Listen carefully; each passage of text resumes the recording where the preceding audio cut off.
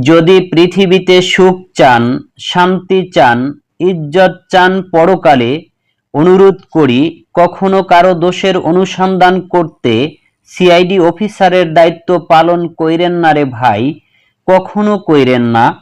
অন্যর দোষের পিছনে সময় নষ্ট করিয়েন না। অন্যর বদনাম করে করে নিজের গুনার পাল্লাকে দয়া করে ভারী কইরেন না।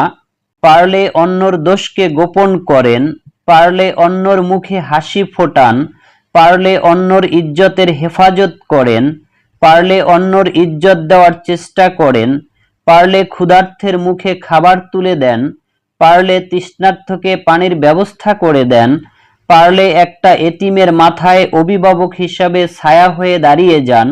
মনে রাখবেন ভাইয়েরা, স্রষ্টার সৃষ্টির প্রতি যে দয়া করে, ওই সৃষ্টির স্রষ্টা তাকে ক্ষমা করে জান্নাত দিয়ে দেয়। সুবহানাল্লাহ।